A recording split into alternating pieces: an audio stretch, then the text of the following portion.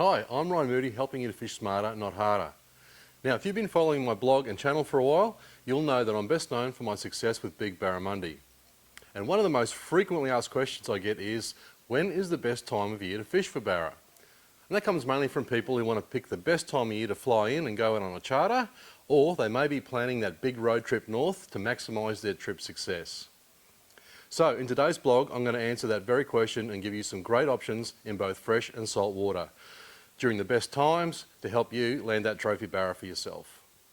First up though, I need to talk about the Queensland Barramundi fishing closure. As some of you may know, all barra are born male and like to hang out upstream in the freshwater reaches of creeks and rivers, right away from those big predators. As they grow, they turn female, and when the moon is right, usually around the wet season, they head to the river mouths to breed and live out their days as big breeding females in the salt water. To protect these big breeders in Queensland, fishery managers have banned the targeting of saltwater barra during the months of November, December and January. By targeting, they don't mean that you can keep a barra and must catch and release. It means that you cannot target them whatsoever. In other words, recreational anglers from Queensland are unable to fish for saltwater barra right when the big fish are best on the chew. However, this closure is not Australia-wide and does not apply in the Northern Territory, where fishing for barra is still allowed. Nor does it apply in the freshwater impoundments over the summer period. And these are particularly good options if your fishing goal is to catch that big barra. Because while barra can be caught year-round, they are easiest to catch during the warm months. But don't get me wrong, I've had some of my most fun days of my life catching big barra casting surface lures in April and May. On one particular day, my clients from Brisbane picked up 8 over a metre casting shallow divers amongst several others. And truth be told, barra do aggregate best in winter as well. So you can find big schools of them, but they can be finicky and will often only take a live prawn, or they'll have a really small bite window. I've done a previous blog on how to best pin live prawns on so that they are most attractive and flick like crazy. So if you're planning on having a crack for barra in winter, I'll post the link in the text.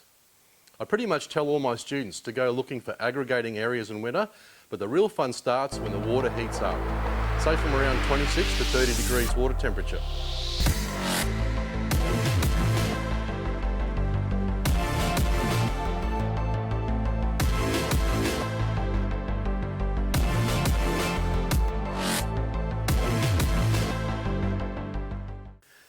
So the best time of year to fish for barra is definitely the warmer months.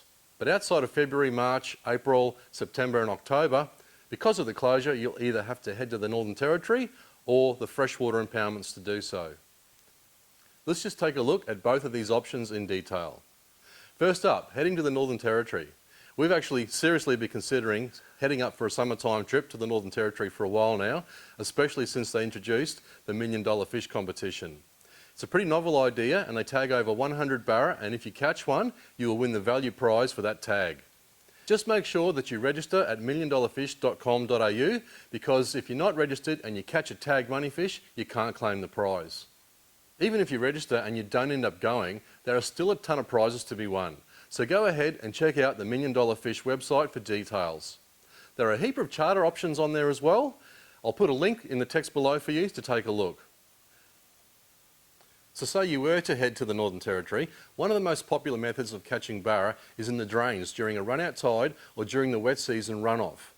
For those that don't know, the runoff happens during the wet season and the high rainfall washes all those now grown male and female barra out of the freshwater billabongs and swamps down into the salt. Sure, it might be a bit rainy, but it's so warm in the top end it's really not an issue. Runoff drains can be one of the most productive ways to catch barra. Typically, they're not huge fish, but they make up for it in numbers. Unlike gear, there is no better fun and the kids will be wrapped. Land-based, the fishing is also good. We caught several school-sized fish land-based from Dundee Beach last time we headed up, and it was a ton of fun, even without a boat. We absolutely loved Dundee when we went there. We had a beachfront shack with a pool, all the mod cons, the dog loved the beach, and the sunsets are to die for. Plus, there are things you can only ever see in the Northern Territory, like a stuffed buffalo in the pub and the locals using shovels instead of oars to get back to the boat ramp, only in the Northern Territory. The tagged $1 Million Fish are caught and released all over the top end, so wherever you go, you'll have a chance of picking up a money fish. So, for a great summertime adventure and the chance to win $1 million, head to the Northern Territory and fish the gutters and drains during a run-out tide or during the wet season runoff. My pick of lure for this would be the Dave Killaley's Old Dog Gutter Master or the locally made Reedy's Little Lucifer. Work the drains using a variety of retrieve techniques until you catch one. They're so prevalent and on the chew this time of year, even if you've never fished for a barra, you'll soon work it out. Okay, if a trip to the Northern Territory doesn't rock your boat, summer is also the best time to hit the freshwater impoundments in Queensland. There are 63 stocked impoundments in Queensland with fish, and many in the state are stocked with barramundi. You'll need a SIPS permit to fish these dams, but you can get one of them online or at the post office from Australia Post. They're like $10 to $50 depending on your time frame for the year. Now, because barra can't exactly leave the dam except over the wall, they grow huge and can be readily caught, especially around the full moon periods. My tips for fishing the dams in summer are: firstly, instability in weather patterns can slow them down and can make the fishing difficult when there's a weather change approaching. For the most part, saltwater barramundi movements are influenced by tides, and of course, there are no tides in the dams. But the fish will still have that instinctual urge to move from deep to shallow on the days leading up to the full moon, and especially around the moonrise and moonset periods. You can also find some big girls hanging around the timber out in the deep water. Best bet in this situation is to trial deep diving lures such as the 5 and 8 metre scorpions or other such deep divers. We have a full step-by-step framework to follow when fishing dams for barra in our online course, Barra Basics. But the rule of thumb is to fish shallow during sunrise and sunset when the moon is approaching full. They also like to hang around the weed beds. I love to use big plastics for this. I picked up this big girl on a Kitech swing impact plastic. Actually, my wife had to jump in and untangle her at one stage from the weeds. How good is she? You don't even need a boat. At certain times, fish can be easily caught from the bank, like this meatery I picked up by casting a lure near the weed beds beside the boat ramp on my second cast. And please remember, freshwater barra can suffer from barra trauma more than their saltwater counterparts. So do have a release weight or a barra trauma needle on hand if you're going to go and fish the deeper parts of the dam. If you don't release the gas, the fish will be unable to dive and die floating on the surface. I have a blog on how to do this, so please check it out and save these fish from dying unnecessarily. I'll post all the links and a heap of other barra related courses in the text below.